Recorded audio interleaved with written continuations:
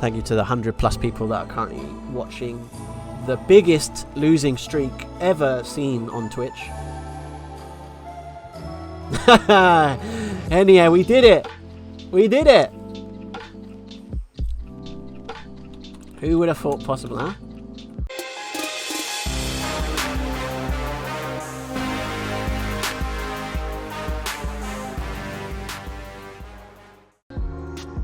We have an unknown.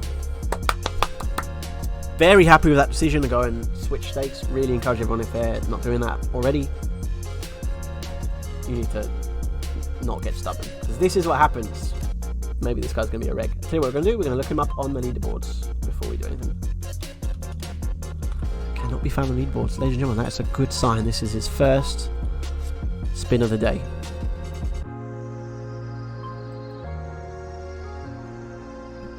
It's a good board. We'll go for it. Jehovah is now following. Thank you very much for the follow. Interesting. So, like, our opponent does definitely limp cool with some 8x.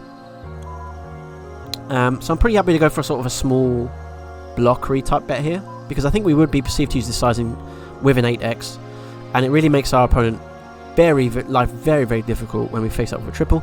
He also, for example, just plays really honestly, and often is just going to check raise an 8x. It's so hard for this to be a bluff, because I mean, we just have an 8x that's just going to run to, and he look like a fool.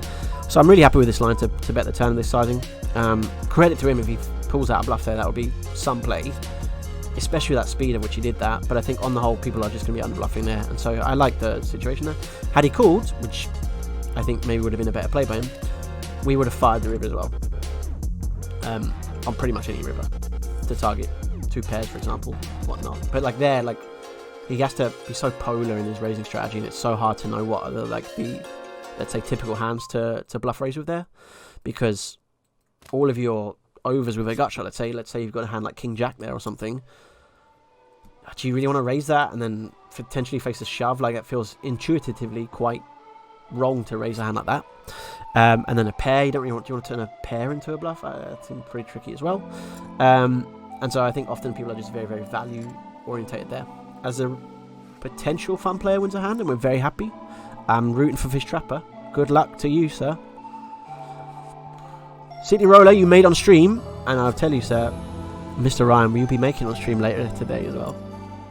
This won't be the first time you're on stream. You just wait. It's coming. How long have we been streaming for? I don't know. Oh, already now. Thank you to the 100+ people that are currently watching the biggest losing streak ever seen on Twitch. Anyhow, we did it. We did it. Who would have thought possible, huh? Please find the fold. Yes. Good.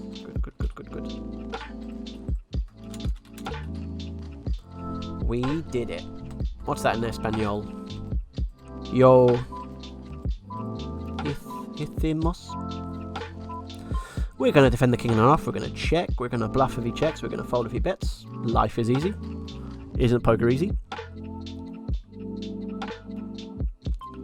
Okay.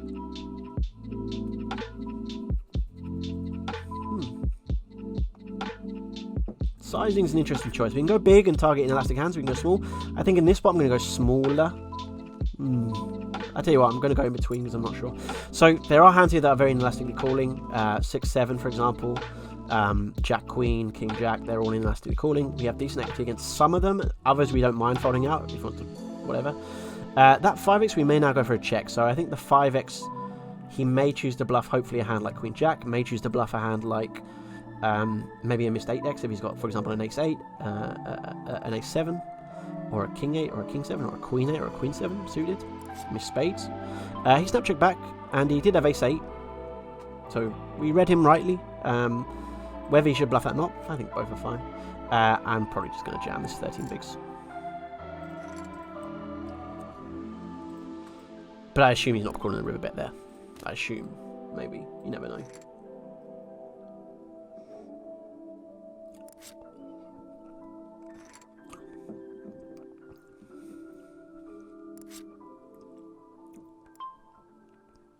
Ryan, your tag is a reg tag, but it's just a certain type of reg that I would actually change, I think. I just didn't want to do it on the stream.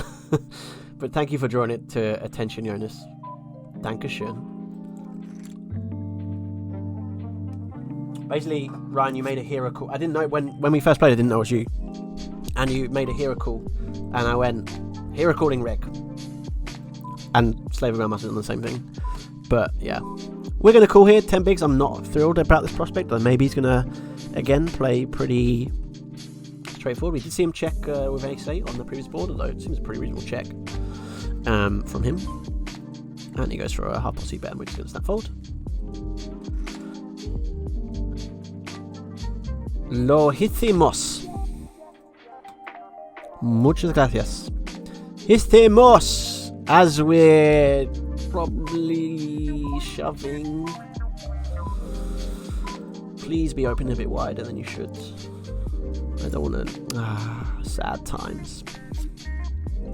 I mean, it's always a shove, but it's just praying that maybe chop. No, it's praying this guy maybe is opening a little bit wider into recreational. Let's play one more, and then we'll do the halftime show. As I think 10 losses in a row, ladies and gentlemen. So going well. Jonas, see what happens when you watch the stream and think, oh, this will be good, I'll jump into 250s and get some fish. That's what happens. And now you're going to miss the halftime show because I'm going to bust out early, and then you're going to be grinding instead of watching the halftime show like you should be. Very disappointed with Jonas here. 2019 HFM. What is he doing? You know what? I'm going to change the label.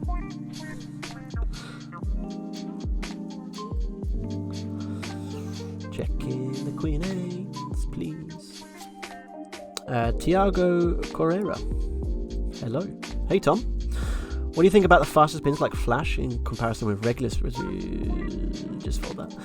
Like Flash in comparison with regular spin in terms of skill needed, regular fish. In general, playing the faster spins, the games will be a bit softer in terms of the reg ratio. Unfortunately, very hard, much harder to realise the edge. So when you're playing a recreational in a normal spin, you get a multitude of hands. You know, you get 3 minutes to level, you get a lot of play time, you get 6 minutes playing up to 15-30 chips, and then another heads up. You play a lot of poker more than 10 times effective, which means lots of multi-street decisions, which means lots of ability to realise your edge across multiple decisions. When you're just shove folding for the majority of your decisions, unfortunately it's just like a binary choice. Yes, go to the hand, no, fold it, which means that the recreationals get to make the right decision a lot more reliably. So, Sebastian86 is now following. Thank you very much for following. Sebastian, we're going to win this hand for you against Das Wunderkind. Checking. Ryan's got the fish reg tag. Yeah. But yeah, I would say, like, I would certainly add them if you enjoy them. That's the main thing. I would always just encourage people to play what they want to enjoy. What shall we do here? I don't trust Jonas to bet enough. Plus, me and Jonas have an interesting dynamic where, like, I think what are we gonna do here?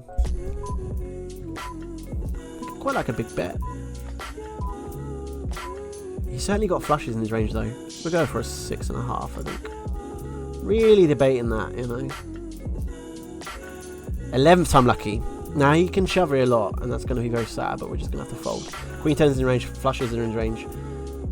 Jacks definitely could be in his range, I suppose, as well. So he's got the top end covered. We're obviously looking to get value from a jack here. A hand like ace jack's in a pretty tough spot. I imagine it's going to feel like compelled to call. Instead, Jonas, like a fool. Thank you, Jonas, for the chips. Look at him coming here with his ace high calls. Who does this kid think he is, huh? unlucky, yeah, unlucky. If you shoved there, oof, that would have been tough. I don't know about the sizing. It's a really interesting one in terms of sizing, but yeah.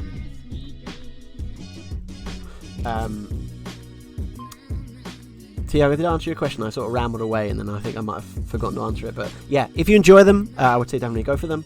The skill required there's a bit lower of a ceiling because, again, as I say, most of the decisions are just pre-flop, and so if you have a couple of Nash charts and you know what you're doing, especially you want to study a little bit. There's going to be a lot more like three-way all-ins, for example, which are, I think, unnecessary spots. There's going to be lots of like the asymmetric stack depth. So one guy will have 12 big blinds, one guy will have 6 big blinds, and you need to know quite quickly what to sort of shove those spots. And like for an old-timey deep stack spin player like myself, I'm not so sure what I'm supposed to be doing in those spots.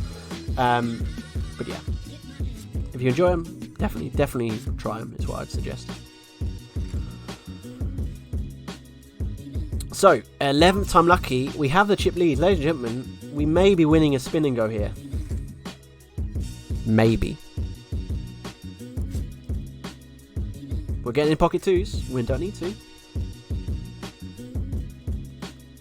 We're going to be shoving Queen Jack. No, we're not. We're going to be folding Queen Jack.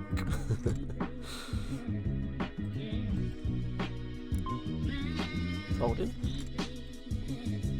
So there, I play 5-6 suited when I'm deep stack, but when I'm below 16 or something, we'll start folding that because that's really Adel is now following. Thank you very much for the follow, and let's hope we can add up all of these big blinds because we've won them all. Pretty clever. We're gonna open raise the Jack 4 suited, 2.3.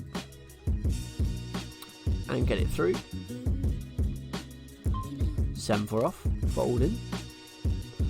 What time is halftime show? End of this game, Joe. I hope everybody's ready for that because I'm secretly quite pleased. 14 bigs.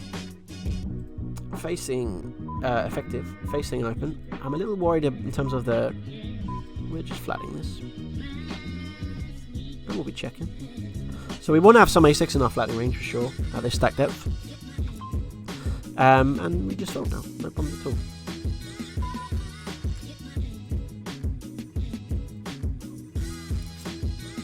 But at 14 bigs, typically our opponent will like shove a lot of the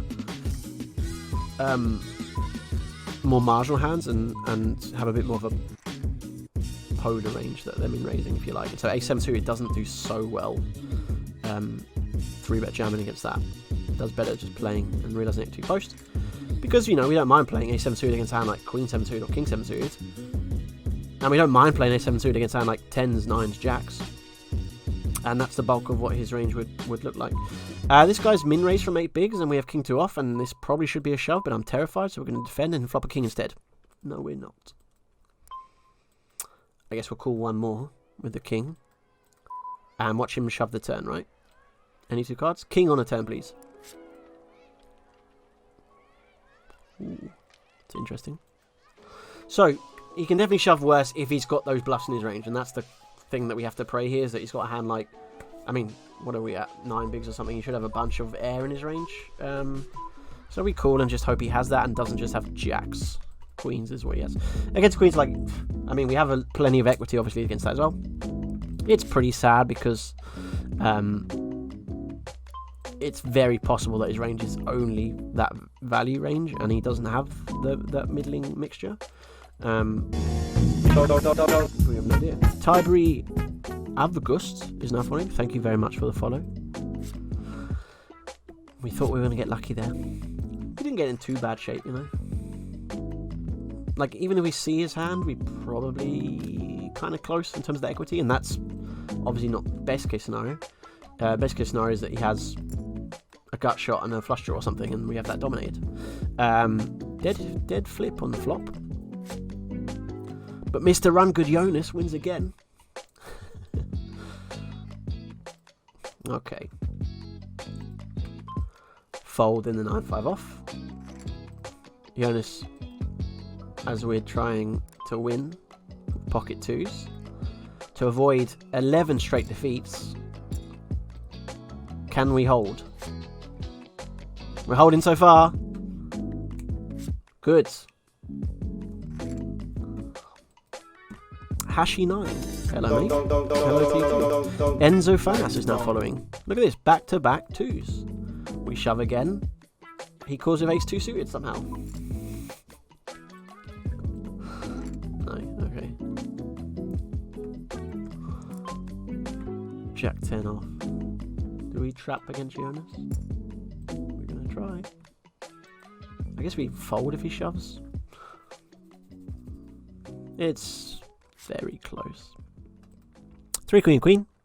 We're going to start with check. I think we'll over as equity compared to betting. That's not a great turn.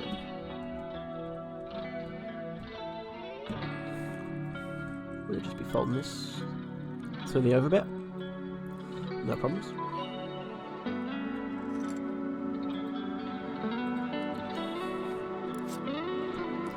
Somehow something went from 12 to like 6. But okay, yeah, blinds went up. Blinds went up, don't worry. Shoving the ace-6. One time, king 6. Suited, please. Kings. Can we hit an ace? We can. Okay, ladies and gentlemen, we've hit an ace. 8 big blinds for the win. Pocket 6s. Will he have 7s?